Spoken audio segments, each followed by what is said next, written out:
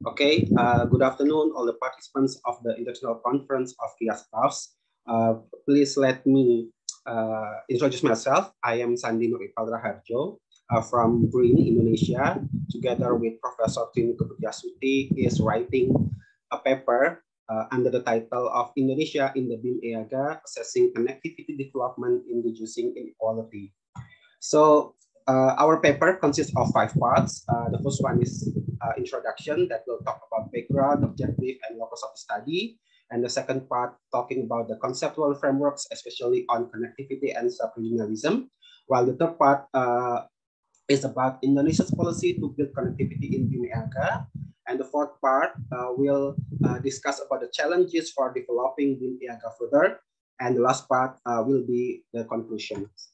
So moving forward to the introduction, as the background, as explained by Professor Diana Mendoza in the last session, that BIM EAGA is a sub-regional cooperation that has been that was established in 1994, and one of the objectives of BIM EAGA is to enhance the economic and social development of remote and less developed area in Southeast Asia. BIM EAGA itself covering territories from 4 countries, Brunei Darussalam, all the provinces on the island of Kalimantan, Sulawesi, Maluku, and Papua in Indonesia, as well as Sabah, Sarawak, and Labuan from Malaysia, and 26 provinces on the island of Mindanao and the province of Palawan in the Philippines.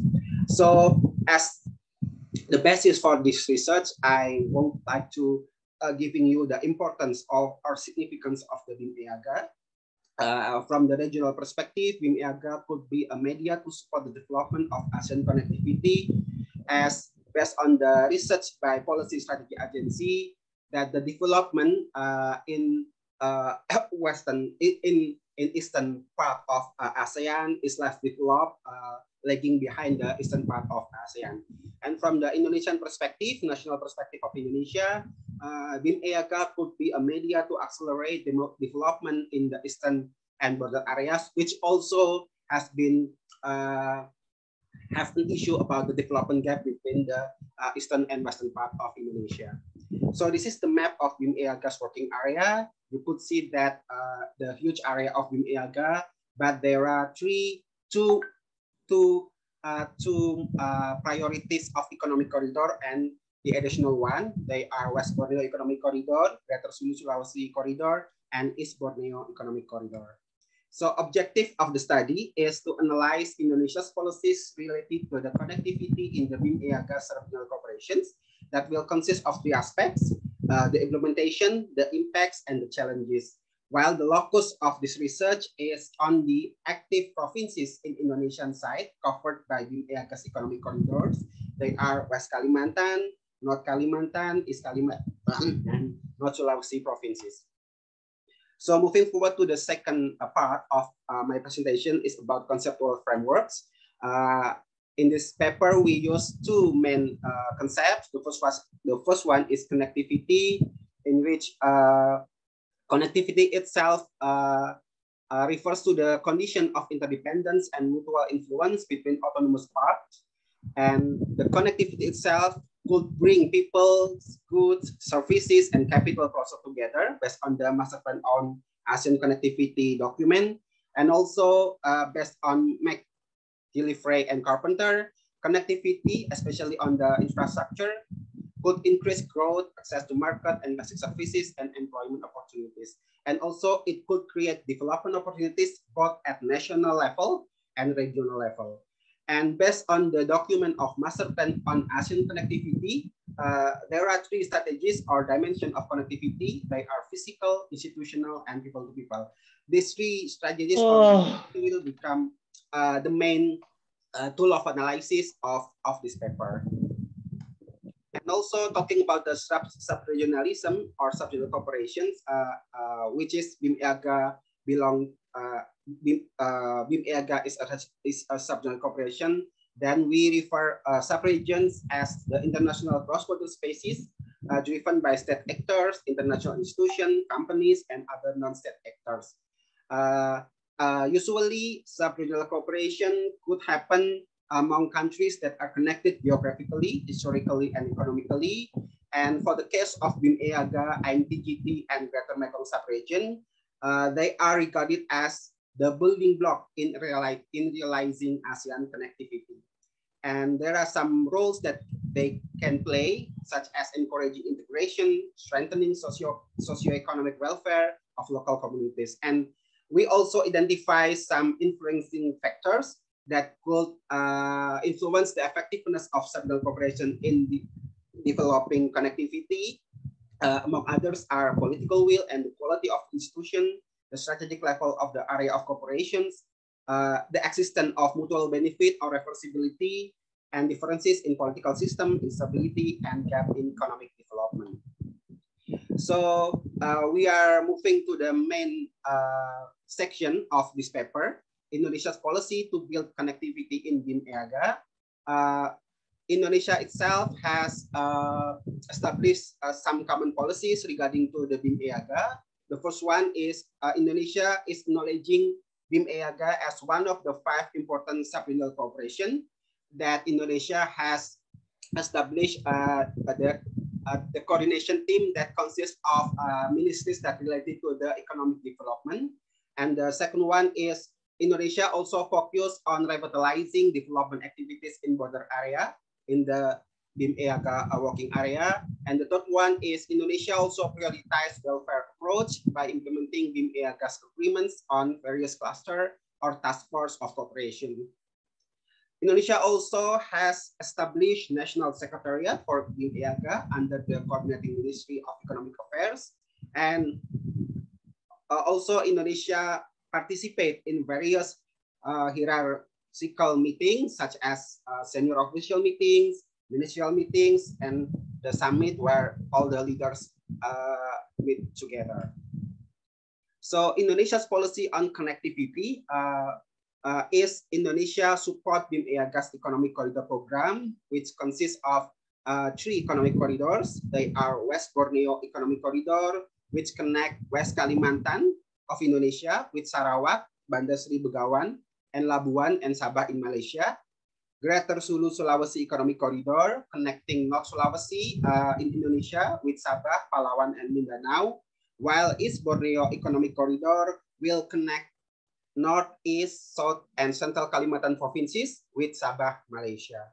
Indonesia also is developing Bitung Port in North Sulawesi province as part of Greater Sulu Sulawesi Economic Corridor as the designated international hub for the eastern region of Indonesia.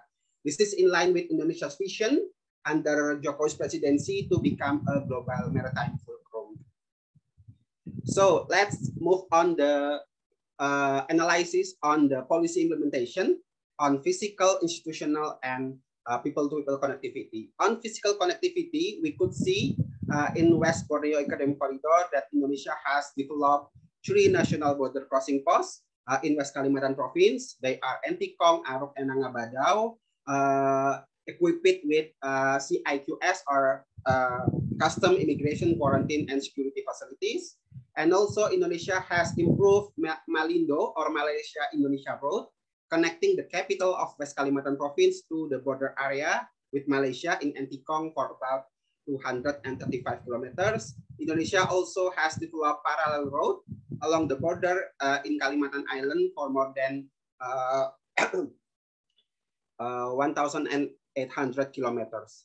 So in East Borneo Economic Corridor, Indonesia also has developed national border crossing post at Sebatik Island, which is adjacent to the Tawau in Malaysia, and also other border crossing posts in the land border. The central government also developed Punon Taka as the designated port for Nunukan Tawau Transborder Road, but unfortunately, the provincial government of North Kalimantan Province developed other port that is Lim Hijung to support the same road. So it reflects the unsynchronized policies between the national and sub-national governments in Indonesia. That's become the issue that this paper would like to highlight. So moving forward to the Greater Sulu Sulawesi Economic Corridor, Indonesia also has developed Manado Bitung Toll Road, which connect commercial node of Manado as the capital of the North Sulawesi province, with the Bitung port as the maritime gateway. And Indonesia also revitalizing Samratulangi Airport to be an international airport that serve a direct flight to the Philippines, especially Davao, and to China. Talking about the institutional connectivity, there are some progress that has been seen in the field when we exercise the field work in the BIM-EAGA area. In West Borneo Economic Corridor, Indonesia and other countries has signed BIM-EAGA's MOU on cross-border movement on commercial basis and coaches that facilitate transnational bus services for Pontianak Kuching route and Pontianak Bandar Seri Begawan route that connecting Indonesia and Malaysia and Indonesia and Brunei. Indonesia and Malaysia, unfortunately, Indonesia and Malaysia run their CIQS procedures separately, reflecting that BIM-EAGA has not yet applied common standard in CIQS procedure. Inspection procedure, especially in the Indonesian side, is not too strict, especially for the local border crossers. It increased the possibility of transnational crime, such as drug trafficking, trafficking in persons, and other transnational crimes act. In East Borneo Economic Corridor, Indonesia also has signed MOU on establishing and promoting efficient and integrated sea linkages, and on expansion on air linkage, facilitating fast sea ferry route between Nunukan and Tawau between Indonesia and Malaysia, as well as direct flight from Tarakan in North Kalimantan to Tawau in Sabah. Legal sea road from Indonesia's outermost island of Sebatik to Tawau, unfortunately, has been closed in 2012, resulting in increased travel time for Sebatik residents to go to Tawau from, they used to need only 30 minutes. Now they have to spend 4 to 5 hours. Therefore, some residents of Sebatik choose to cross the border illegally. And in Greater Sulu Sulawesi Economic Corridor, Indonesia state-owned airways Garuda open Manado Davao flight route in September 2019. Indonesia and the Philippines also has launched a roll-on of service for the Davao General Santos Bitung route in 2017. However, since its inauguration until now in April 2022, the RORO has stopped to operate due to the no established comparative or complementary commodities between the two areas, and also the expensive price of containers from the perspective of local businessmen in North Sulawesi. So talking about the people-to-people connectivity in West Borneo Economic Corridor, all the countries of BIM-EAGA enjoying visa-free arrangement for short stays under the ASEAN Framework Agreement on Visa Extension. The passenger of transnational bus services via NTCOM has increased from 40,000 in 2009 to almost 100,000 10 years later. Unfortunately, the free flow of mobility through buses has been abused by some Indonesian people to go to Malaysia to be undocumented migrant workers who are vulnerable before the law. When COVID-19 pandemic hit Indonesia and Malaysia, most of them lost their jobs and they have to go back to Indonesia. And the number of Indonesian migrant worker, undocumented Indonesian migrant worker who repatriate to Indonesia rose drastically from only 2,000 per year before the pandemic. Now it's more than 20,000 people per year. It doesn't include those who use undesignated land and sea roads. And in East Borneo Economic Corridor, the presence of sea and air cross-border transportation has led to more intensive people-to-people interactions across countries for various purposes such as traditional trade, medical treatment, and family visit. There are more Indonesian citizens going to Tawau than Malaysian citizens going to Nunukan. This is become the debatable since is there the issue of dependent or interdependency between Indonesia and Malaysia in this issue. And in Greater Sulu Sulawesi Economic Corridor, Indonesian diaspora community also exists in the southern Philippines, and also good relations are not only established at the community level, but also between local government, such as the program of Davao, sister city between Davao and Bitung.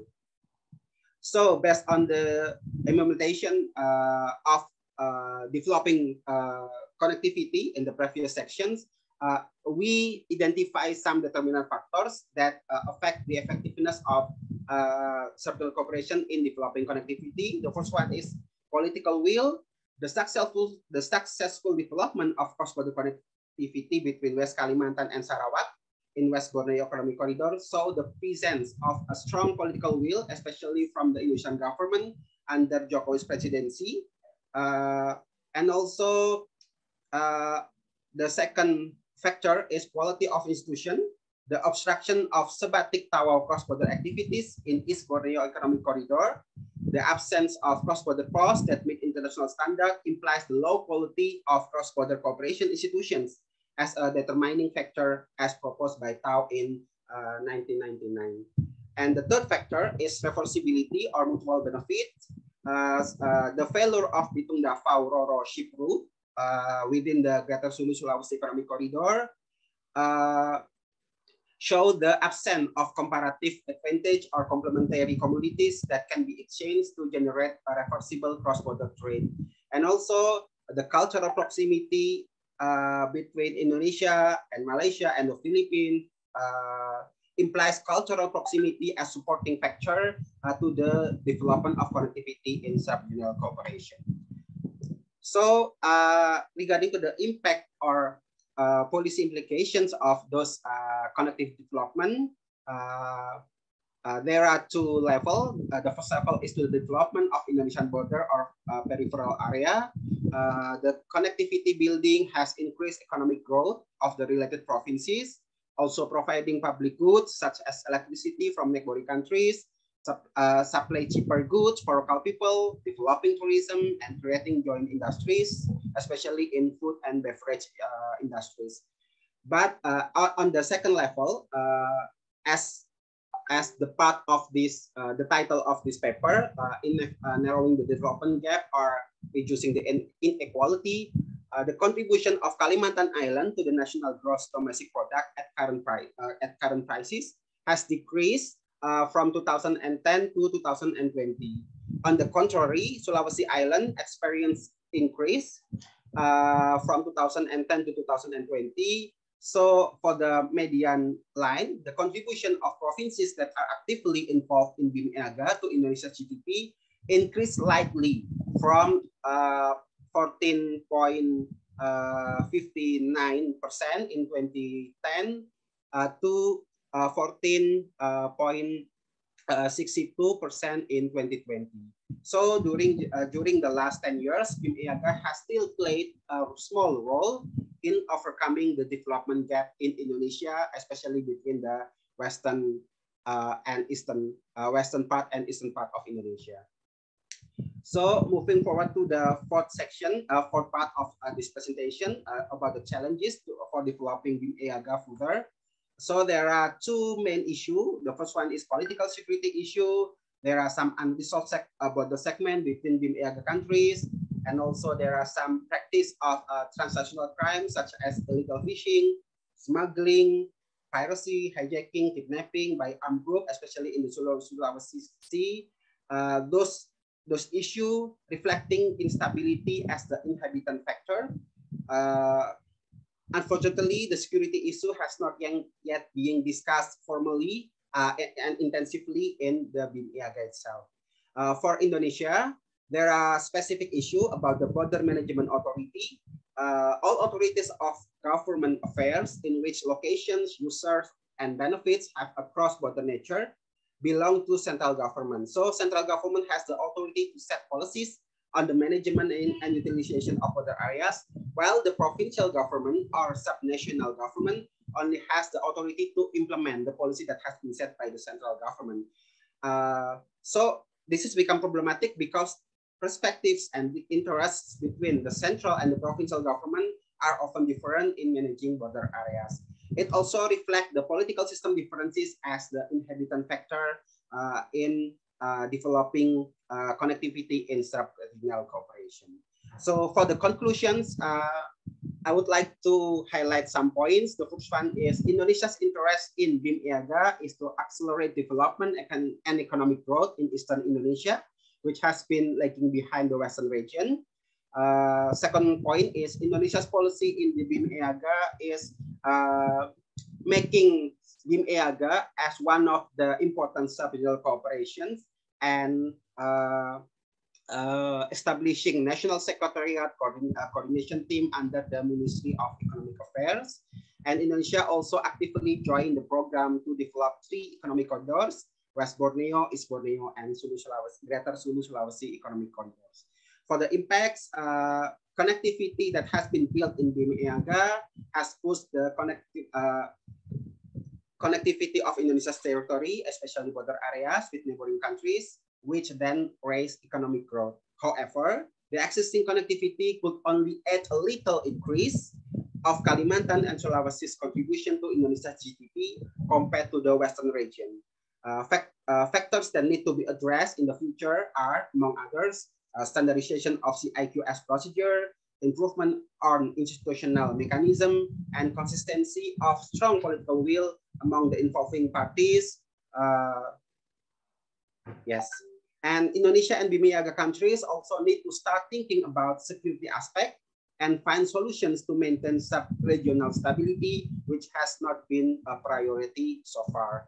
Authority division issue in Indonesian border management also should be discussed to find the best formula to ensure the sustainability of economic development of Indonesia's BIM-IAGA area.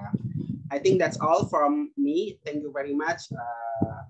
Your comments will be we will wait your comments for to make this paper better and better. Thank you very much. Terima kasih. Okay, very good afternoon. I'm Hyuk from Exim Bank of Korea. I really enjoy listening to the presentation, also reading the article. I had some basic knowledge about the growth triangle, but I didn't know what was going on there actually. And by joining this conference, I had an opportunity to learn deeper about the BIM-IAGA and what is going on in the zone. And what I'm going to say today can be divided into 2 parts. One is about BIM-IAGA, the concept itself, and the other one is the direction of the research. So unfortunately, actually, I'm a little bit skeptical about the concept of BIM-IAGA. So let me share my material. Yeah, please.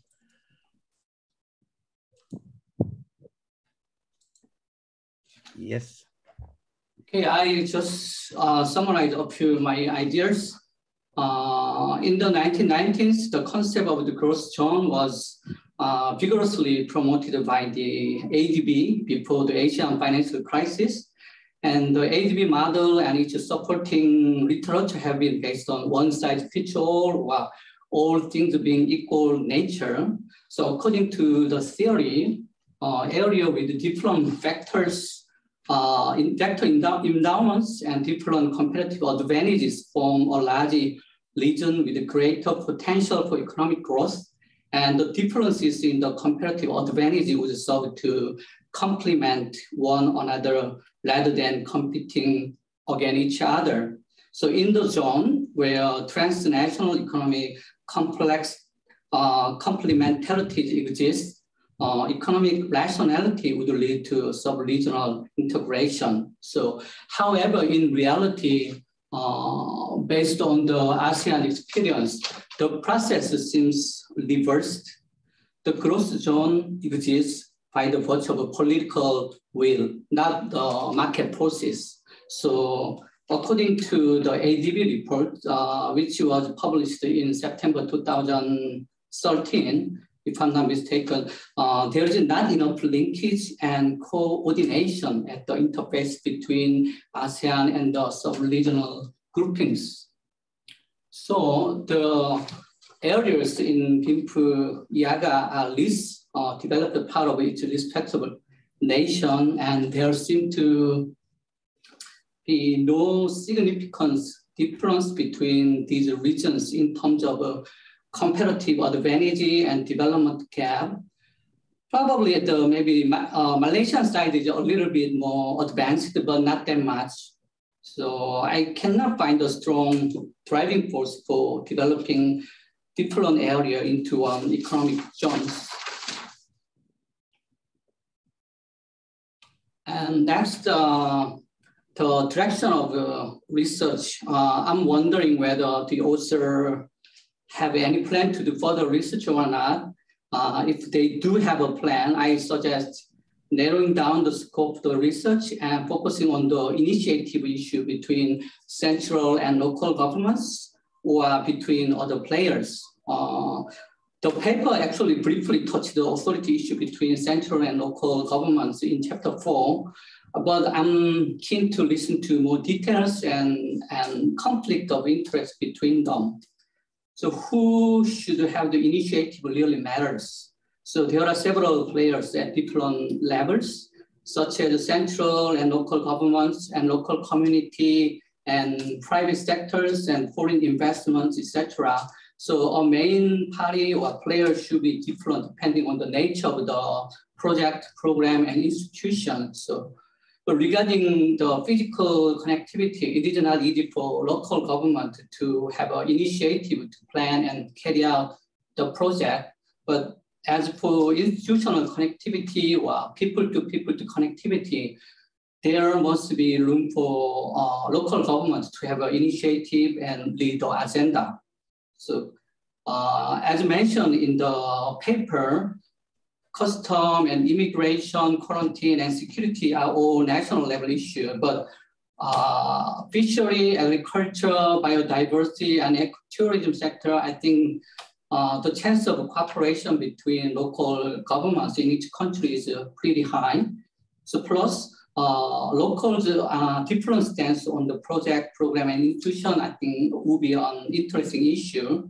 So for example, each has different attitude toward the immigration issue, crossing border issues. Malaysian side and Indonesian side and Philippine side probably will be different. So due to the historical conflict and territorial disputes, there must be conflict of interest between stakeholders and neighbors with different nationality. And last but not least, personally, actually, I hope some of the undeveloped area and rural area will be preserved as it is. So development should be sustainable and eco-friendly. Actually, I encountered a number of working papers criticizing the project in West Kalimantan, carried out in West Kalimantan. Okay, that's it. Thank you. Yes. Thank you for your discussion. And I think there are heaps of questions raised and there are heaps of answers. But Sandy Raharjo prepared, but still we don't have time. So it is likely that you have, I make it the question very short, and it is likely that you have met a skeptic on the BIMIAGA regionalism. So when you meet people like that, how can you explain the importance of the sub-regionalism very briefly? I just give you 1 minute. Yeah. Okay. Thank you. Thank you, Dr. Lee Ji-Hyuk from Exim Bank. I totally agree with the point that you have delivered about the skeptical perspective on BIMIAGA, and there are some issue about the initiative, the growth by political proclamation, not by market forces, and there is no comparative advantage in BIMIAGA's area between the provinces that are included in the BIMIAGA. And I think we should put this skeptical perspective and the debate between the skeptical and the optimist perspective about the BIMIAGA and sub-regional cooperation in general in our paper, especially on the section of challenge to develop BIMIAGA and sub-regional cooperation in the future. And about the direction of research or for the research, this is also become the issue that we found when we take field work in BIMIAGA's area. There are some differences, different stance between different senses between stakeholders from central government, from provincial government, from businessmen, and from the local community itself. So it is become the issue in Indonesia, but the National Secretariat in Indonesia itself has a coordination team which they will gather all the stakeholders. They will have a meeting annually, and I think it should also be addressed. This issue should be addressed also in our paper, in the last part of our paper before going to the conclusions. I think that's all this one, and thank you very much for your comments, Dr. Lee Ji-Hyuk. Thank you. And we have a question from Diana, a very interesting question about the transfer of Indonesian capital to East Kalimantan. I think that issue is quite relevant to the present discussion on the BIMP IAGA problem, but still we don't have time. So after this session, and if we have some wrap-up session again, I think that could be a very important issue to be discussed. Thank you for a wonderful and passionate present from Sandy Raharjo and discuss from Dr. Lee. And we will shift from BIMF to Indonesia, Malaysia, and Thailand, and it is based on religion.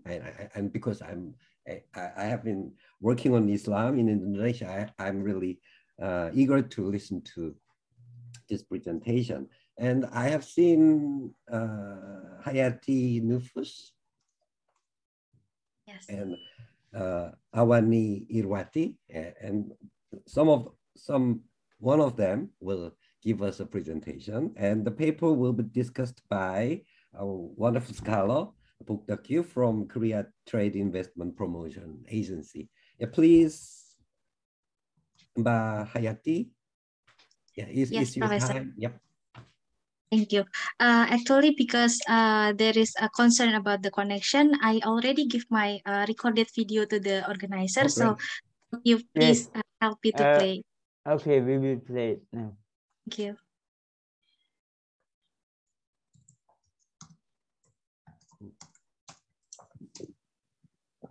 Good afternoon, ladies and gentlemen. First of all, let me thank the organizer for giving me the opportunity to be part of this session. It is my great pleasure to be here and to deliver my presentation today. In this occasion, I would like to present our research about Indonesia's effort in developing halal tourism through Indonesia, Malaysia, Thailand Growth Triangle, or the IMTGT. This study is conducted by me, Hayati Nufus, and my colleagues, Mrs. Awani Irewati from the Research Center for Politics, Indonesian National Research and Innovation Agency. To begin with, let me introduce the background and aim of our study.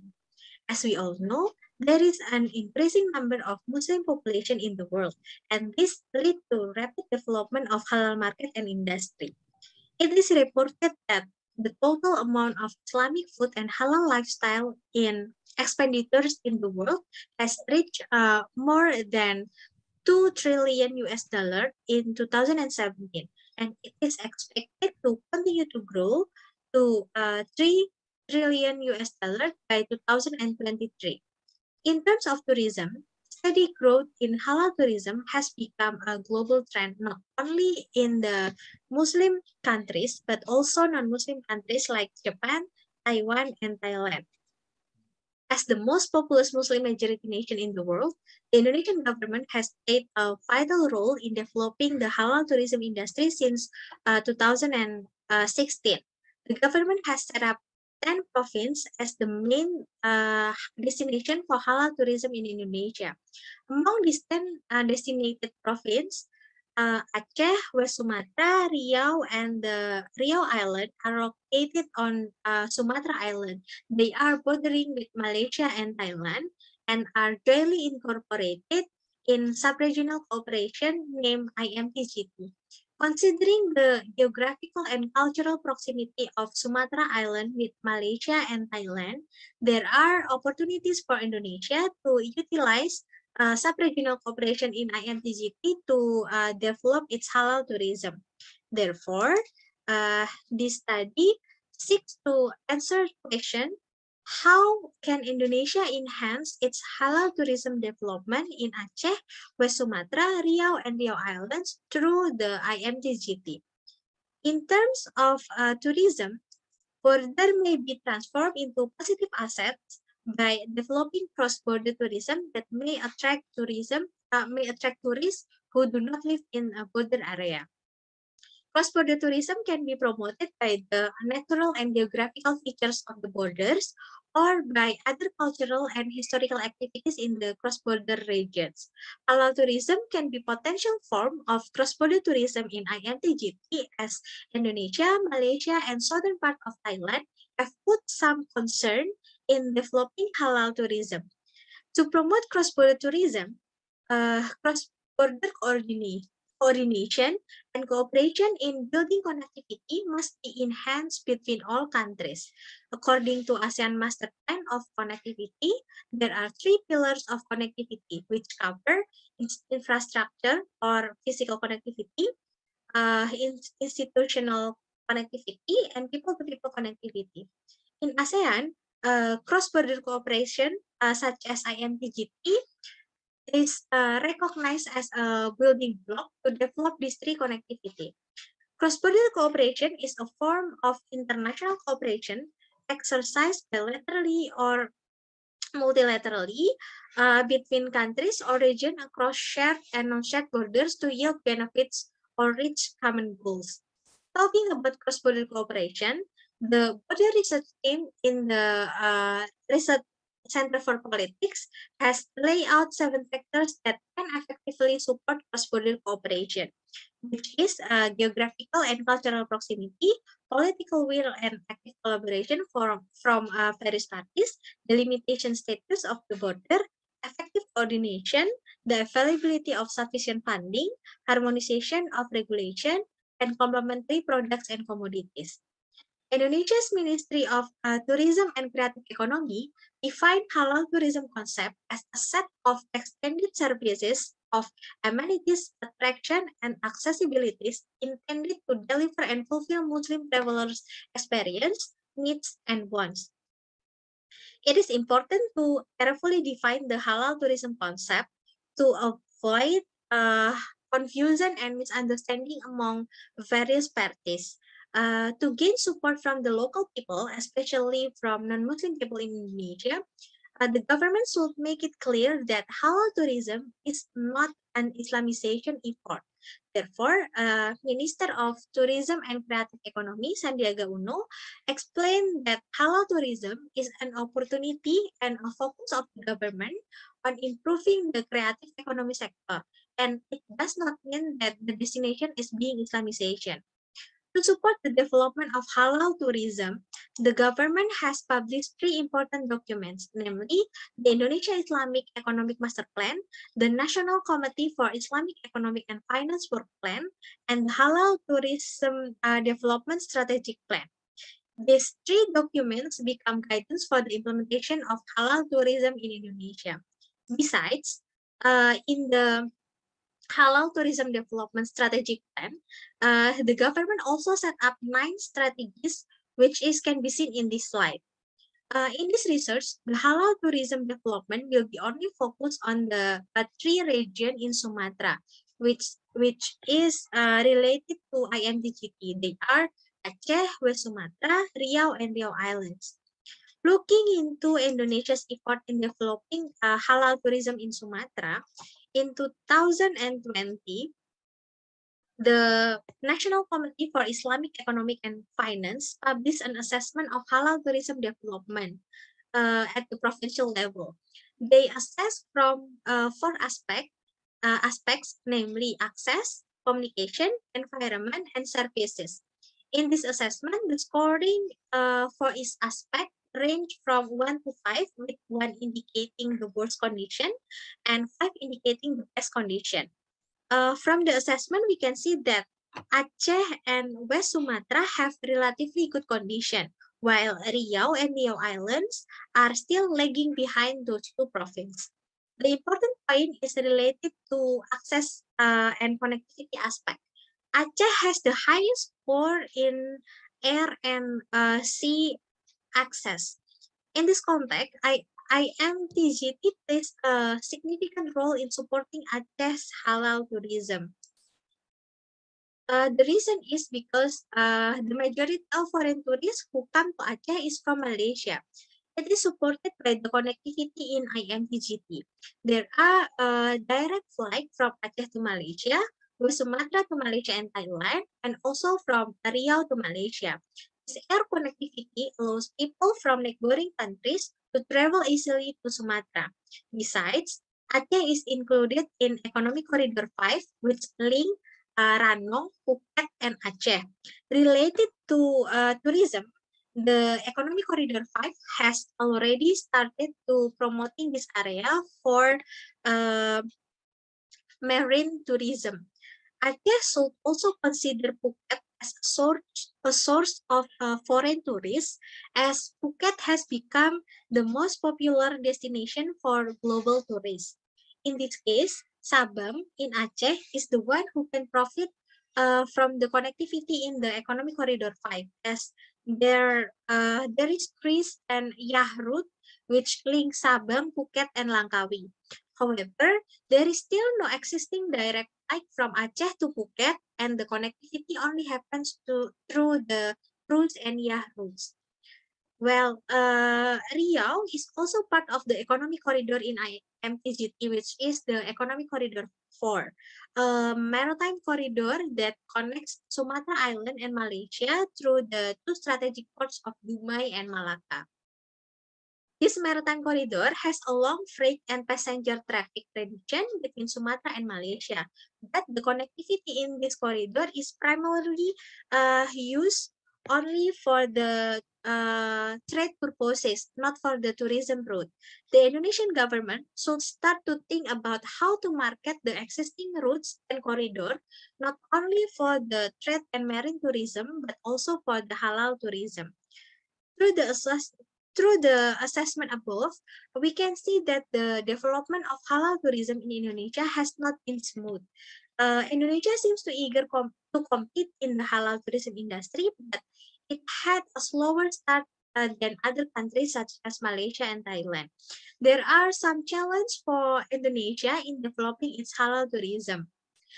First, it's the absence of the legal basis as the regulation for halal tourism implementation. The current legal basis for the halal tourism is Law Number 10 of 2009 on tourism and Act Number 33 of 2014 on halal product guarantee. However, there is no single item specific to the halal tourism. The two regulations are only sufficient to be utilized as a supplementary legal basis for halal tourism. Actually, there is a Fatwa number 8 from National Sharia Council of the Indonesian Ulama in 2016 about the guidelines for organizing tourism based on Sharia principle. It contains comprehensive halal tourism arrangement, but it does not have a binding legal authority. The shortage of regulations and guidance from the central governments has made the provincial governments afraid of issuing a policy to develop halal tourism in the region. Second, the limitation of infrastructure and accommodation to meet the needs of foreign Muslim tourists. No matter how wonderful the attraction, it is ineffective if tourists cannot reach it in a reasonable amount of time and without inconvenience. So that Indonesian government need to develop more of the infrastructure in Aceh, Riau, and also in the West Sumatra. Third, the government faces a challenge because there is still a lack of awareness about obtaining halal certification. In an area where most of the population is Muslim, the general perception is that all products provided and sold are perceived as halal products. There is a belief that obtaining halal certification needs extensive and time-consuming bureaucratic paperwork. few people realize that halal certification provides reassurance to inbound Muslim tourists, despite the fact that Aceh is one of the provinces that follow Islamic Sharia law. Many local business do not obtain halal certificate. For example, there are 12 eateries in Aceh that have already been certified as halal, but 1,448 restaurants do not have halal certificates, and they are only self-claimed as halal restaurants. This problem also occurs in West Sumatra, Riau, and also the Riau Island. Another obstacle is a scarcity of qualified human resources, which will impact the quality of service in halal tourism destination. People working in the popular tourist destinations must be knowledgeable about tourism, the provisions and the standards of halal tourism, and also have adequate language skills. Indonesia's overall strategies in developing halal tourism is still primarily focused on domestic development, with little consideration given to the use of international cooperation, such as INTGT. Sumatra Island's inclusion in the IMTGT opens the opportunity for Indonesia to take advantage of the physical and institutional connection within the IMTGT. In the National Development Plan of Indonesia, IMTGT has been identified as one of the international cooperation initiatives that are beneficial to expanding investment and trade for Sumatra Island. But in the Halal Tourism Development Strategic Plan, it doesn't see IMTGT as an opportunity, even though the connectivity in IMTGT is significant for halal tourism development in Aceh. Then, how Indonesia can enhance its halal tourism through the IMTGT? According to the principles of comparative advantage and mutual complementary, cross-border cooperation could greatly benefit all participants in the area. Indonesia has a sizable halal market. Malaysia has a well-developed halal ecosystem and strong halal brand, while Thailand has a scientific and technological advantage for the halal tourism industry. So that Indonesia can take advantage from this complementary through promoting knowledge sharing, technology transfer, and cross-border value chain development, and also regulatory harmonization related to halal standardization in the region. Second, Indonesia can also develop infrastructure and connectivity, especially for Riau and Riau Island, using the existing economic corridor that has been established in the IMTGT. As mentioned before, even though Riau is included in the Economic Corridor 4, but the connectivity mainly is for trade only. Indonesia needs to see this connection as an opportunity to develop halal tourism in Riau and Riau Island. Besides, unlike Aceh and Riau, West Sumatra has not yet joined the economic corridor in the IMTGT, but it has the potential to be included in the economic corridor 3, which will cover the entire mainland of Sumatra, both western and eastern coast. It is hoped that the existence of the economic corridor 3 will facilitate the development of land infrastructure in Aceh, West Sumatra, Riau, and Riau Island. Third, Indonesia can utilize networks between universities in UniNet IMTGT to support the development of halal tourism through business and public training and joint research to improve the quality of halal tourism in each country. UniNet has become a strategic forum for various science and technicalities among IMTGT members in applying the halal concept to many business and products. Collaboration can be carried out through UniNet IMTGT in the form of training for business sectors and communities in halal tourist destination, and a joint research on the demand characteristic of Muslim tourists and their behavior to design tourist products and services that meet the needs of Muslim tourists globally.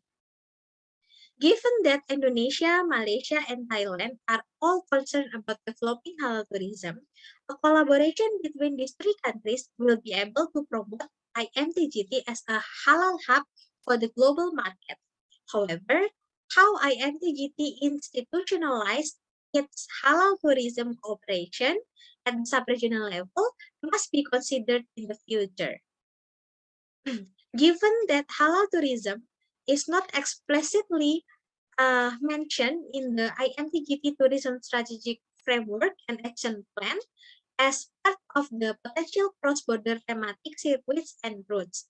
Moreover, as the halal tourism program in INTGT will be implemented under the Working Group of Tourism and will be incorporated with Working Group of Halal Products and Services, the program implementation is highly dependent on effective coordination and collaboration between these two working groups. Well, now to conclude my presentation, there is 2 points that I would like to highlight.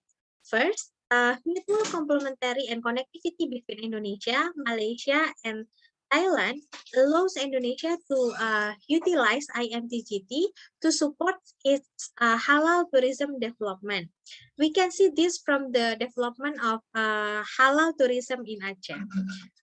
Second, synergy between domestic halal tourism strategies between domestic halal tourism strategies in Indonesia and halal project and programs in INTGT is required to support the success of halal tourism development in Sumatra Island.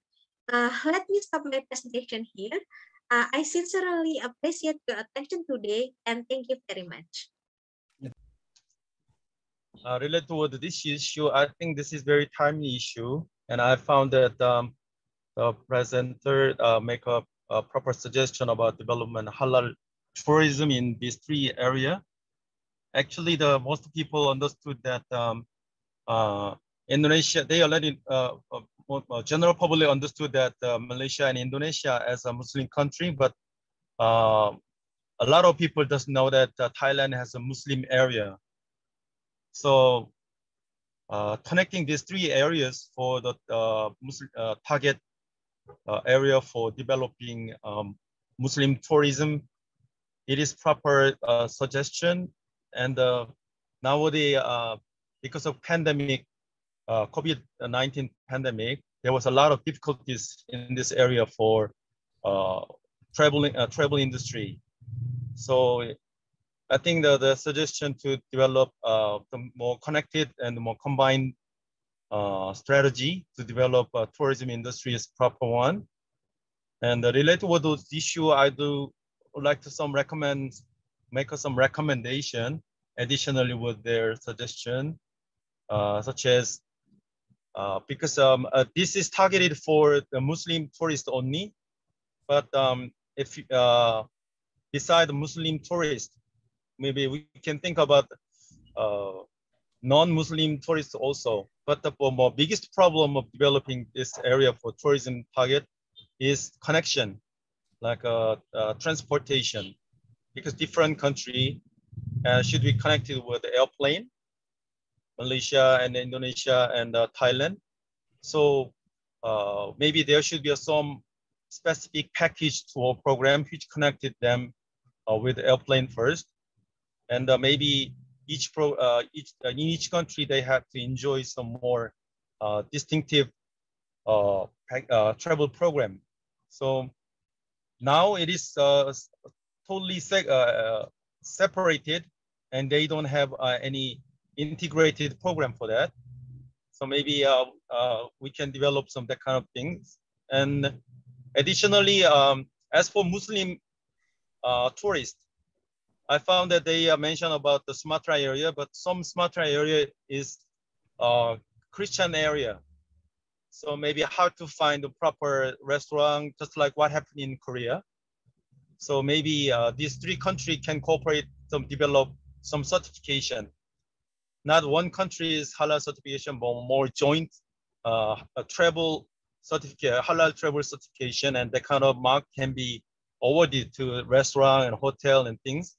So that way, Muslim tourists can easily enjoy to find the proper place to stay and enjoy food.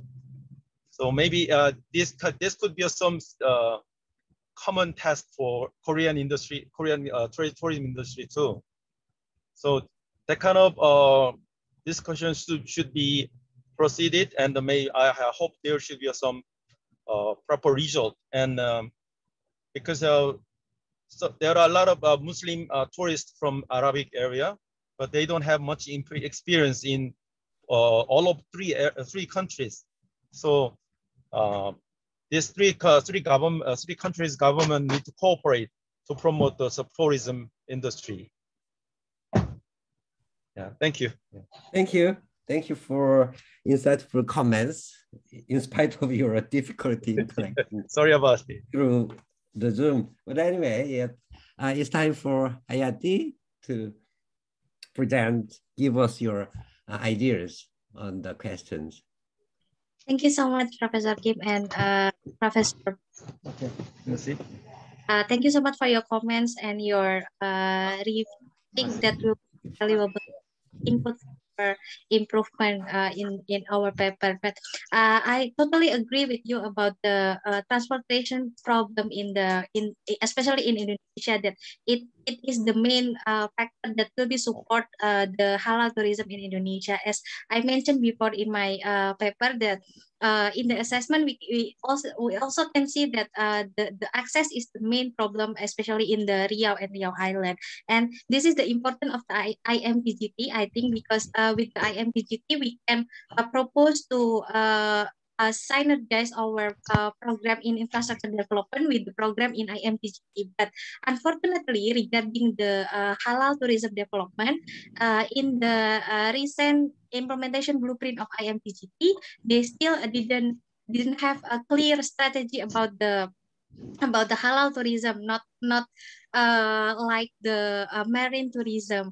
But I think in the next international implementation blueprint that is in the process, the IMTGT will put more attention in this, because the halal tourism is the potential sector that these three countries have put concern in the development.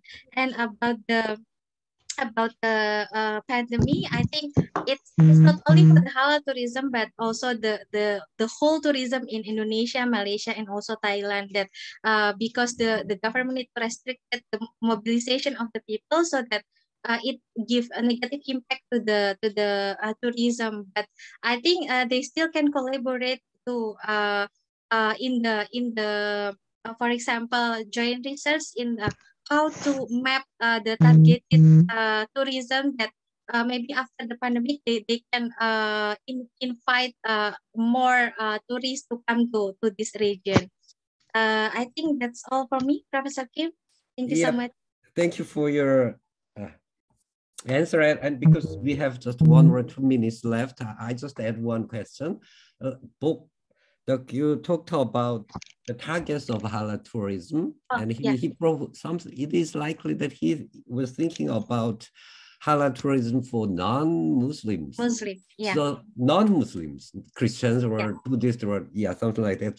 So do you think is it possible to include these non-Muslim groups as targets of halal tourism in these regions? Or, how do you think? Okay, I agree with that, because some of the actually, how do you say, the standard for halal Muslim, it's not only good for halal for Muslim people. For example, we build the proper the clean toilets, or how do you prepare for the food. And actually the Buddhist people and especially for the vegetarian, they can also eat the halal food, that it's also I think actually in our paper we write down what kind of good to have facilities and need to have facilities, and also how in these facilities, I think it's not only can be used only in the halal tourism, but also in the tourism as a whole, like that. This is my paper on deepening of cross-border economic integration of Malaysia and Thailand for the development of regional security in the IMTGT region.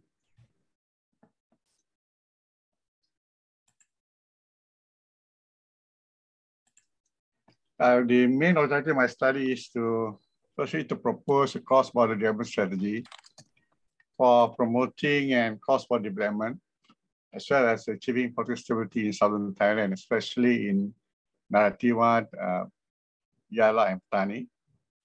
And the specific objectives are try to develop the border region based on the IMGT economic corridor connectivity, as well as political stability, in which Malaysia as a peace broker between the Bangkok administration and the political insurgents in southern Thailand.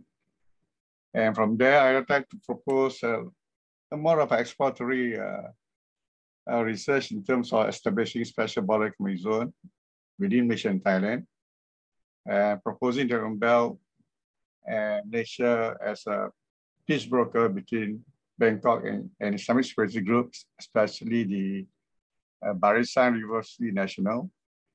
Malaysia also been very successful in getting peaceful negotiation between Manila and the Mindanao separatists, and they have developed the Bangsamoro Autonomous Region in Mindanao. And this is my methodology. It's more of qualitative research based on reports as well as information from many ministries in Malaysia, especially Economic Planning Unit, Ministry of Home Affairs, State Economic Planning, CMTGT, Pudjiastuti, and the Office of National Economic and the Social Development Board, Thailand. So on economic corridors, it's more of a development strategy. It's more a connectivity between corridors between Malaysia and Thailand. And within the corridor, we have the corridor nodes. We can categorize specify into border nodes, commercial nodes, gateways, interchange nodes, as well as tourism nodes. These are major connectivity of economies between two regions. And from there, the economic corridor is not only a transport corridor, but also an economic corridor. And the research is mainly based on the related literature review done by Asian Development Bank on the GMS, Greater Mekong Sub-region, as well as other field scholars on Thailand, Malaysia, Myanmar, Laos, and Cambodia border regions, as well as Malaysia and Indonesia, Thailand border regions, whereas I've put a lot of research on Malaysia border Thailand, especially Kalimantan, as well as southern Thailand regions. These are the IMTGT economic corridors. We have 6 economic corridors within IMTGT. We have corridor 1, 2, 3, 4, 5, and the last one is a proposed corridor between Patani, Yala, Narathiwat, Kelantan, and up to Sumatra economic corridor, southern Sumatra especially. So my study area is on economic corridor 1, 2, and 6, which involve northern states of Malaysia, Perlis, Kedah, Perak, and Kelantan, and southern Thailand, Satun, Songkhla, and Narathiwat. This is more of an adjacent boundary between Malaysia and Thailand. On deep south, particularly in terms of political unrest, we focus on Narathiwat, Yala, Patani. These are the map region of the study areas. We have about 8 border nodes between Malaysia and Thailand, from Wan Prachan to Wan Kelian, up to Tak Bai and Kangko. These are all the major CIQs, Customs, Immigration, and Quarantine Complex. These are the major routes to Thailand as well as to Malaysia. In terms of development context, in terms of current development, we have the population size. It reflects the demand of a state or province. In terms of the northern peninsula Malaysia, consists of 4, we have about 8 million population. And also in terms of southern province, we have a 3 million population. The size of population is much more bigger compared to Thailand, Malaysia. And the total border region is about 10 million. This is the market size of the economy of the border region. And in terms of the GDP states, we have Perak. Within the northern states of Malaysia, Perak is the more developed states compared to Kedah, Kelantan, and Perlis. Whereas in southern Thailand, Songkhla is more developed compared to Yala, Narathiwat, and Satun. Yala and Narathiwat are more of political unrest. And these are the share to country GDP. Southern Thailand is about 2.1% of the total GDP in Thailand, whereas Northern Malaysia is about 11% to the Malaysia GDP. So this reflects the regional imbalances between the Malaysia and Thailand region, also between the province state in the border regions of Malaysia and Thailand. And these are the political unrest in southern Thailand since 2004 and up to 2021. There's about 21,000 incidence cases and about 7,000 dead terms of it, and injuries about 13,550. These are the recent bombing last week, whereby the Pulo rebels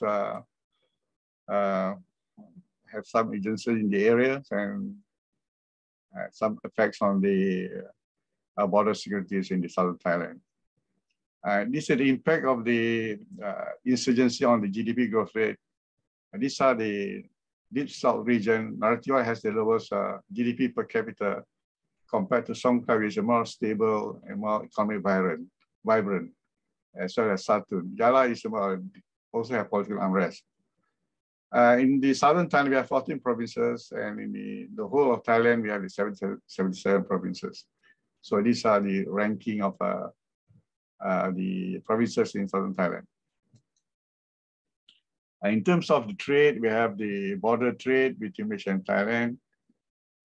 In terms of import, the border trade is about 30% of Malaysian import. In terms of export, we have 22%, and around, it's more or less a 30% border trade compared to the whole country's export and imports. In 2018, the balance of trade is in favor of Thailand. In terms of the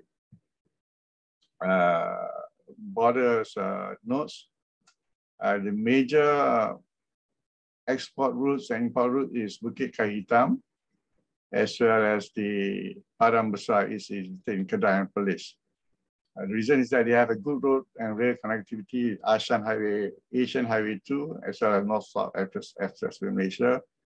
And we also connectivity Malaysian Railway Limited and the State Railway of Thailand. These are the total individual traffic flows, partly due to tourism in Songkhla as well in Narathiwat, especially in the border regions, Sungai Golo.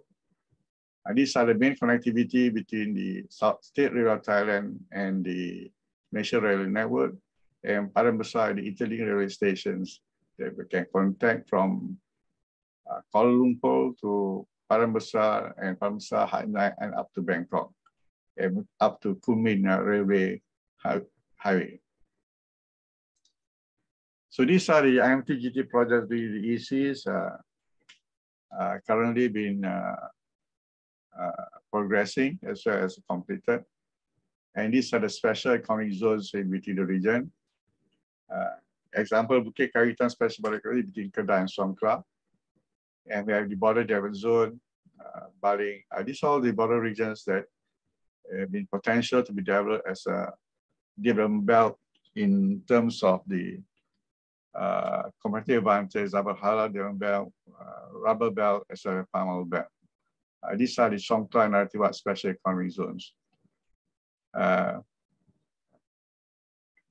Next, then we have this based on economic fundamentals, potential for industrial linkages. We have palm oil, rubber, as well as halal food, based on economic states as well as the provinces. We have the special economic zones. We have the Chuping Valley industrial areas in EC1 as Bukit Kahitam, Songkhla, and Pakalan, Bali, Pakalan Hulu, Bukit Bunga, Perantau Panjang, and Narathiwat special economic zones. These are based on economic corridors within the border regions. So economic corridors, it doesn't mean, it also means in terms of manufacturing, population settlement, and SL trade. It's not only just a transport corridor connecting two areas, border nodes. These are my proposal in terms of try to increase the development in the border region by linking special economic zone in Songkhla and Narathiwat and special economic zone in Perlis, Kedah, Perak, and Kelantan. by connecting industrial linkages, supply chain. This is just only a proposal in terms of feasibility studies. And then we have, from that industrial linkage, we have industrial clusters, regional production, cross-border value chains. And in turn, the result is we get deeper economic integration, inclusive border growth, and border joint belt, example, palm oil, rubber, and halal food productions.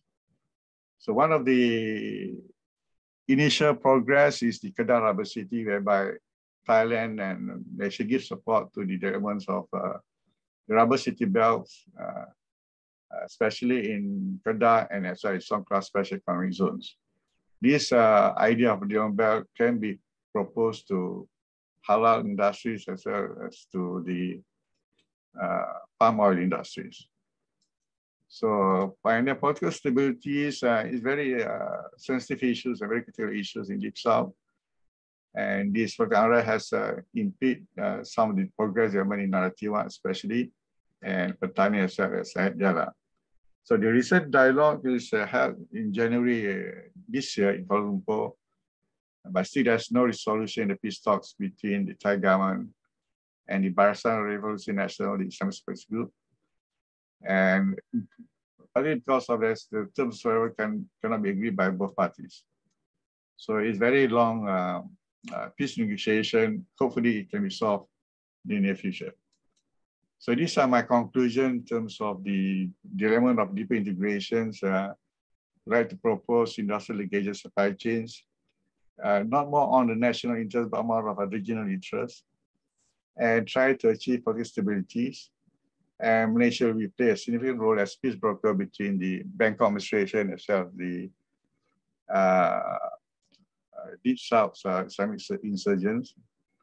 And finally, in terms of conflict resolution, hopefully this can be solved and to achieve political stability and securities. And in the run will help develop the other development region between Malaysia and Thailand, can benefit both states and provinces in the country. Okay, thank you very much. Okay, thank you for the presentation, and I share my discussion paper for you, and I follow my discussion paper. Okay, nice to meet you. I am Professor Ra, Department of International Trade, Pugyong National University. I'm very happy to be able to participate in this conference with so many wonderful researchers and scholars.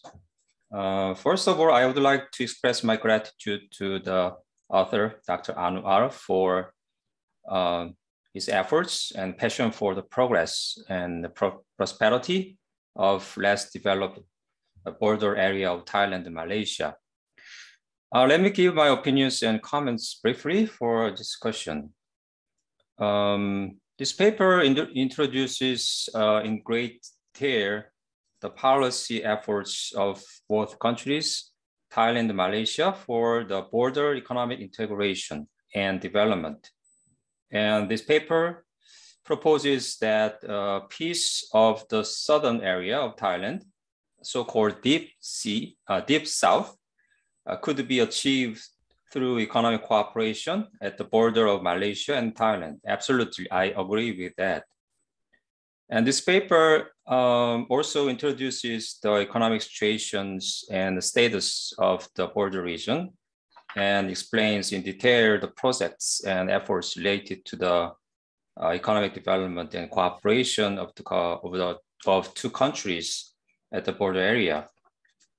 Also, I think it is very meaningful in that this paper offers suggestions for the projects that both countries can create together in addition to their own projects in Thailand and Malaysia.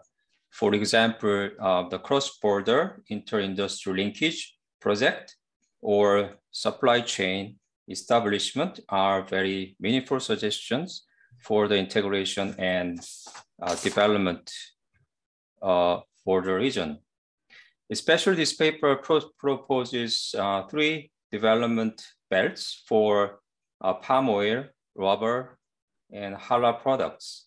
If these 3 industries have a comparative advantage in the region, it would be very helpful for the development and the integration of the border area. So I think this paper is very meaningful and helpful in that it provides a blueprint for economic integration and cooperation, and the economic potentiality and possibility of the border area. And this is my opinions on the paper. And I have 3 comments on this paper. First, although the paper describes a number of cross-border projects and its past impact, I think it is necessary to present objective data on the outcomes and positive effects of these projects to support or defense the proposed project, like inter-industry linkage and supply chain projects. And second, it would be good to provide some evidences on why we need to have industrial linkage and supply chain, especially related to the palm oil, rubber, and halal products. Third, I think that the trade between the borders of Thailand and Malaysia may have struggles and difficulties due to the COVID-19. Probably it would be good to add some story about the situation and the impact of the COVID-19 at the border. Okay, this is my opinion and comments. I want to thank again to Dr. Anuar for the wonderful paper and presentation. Thanks to all for listening. Yeah, thank you, Prof. Thank you, Dr. And Rahim has time now to comment on the discussion. Yep.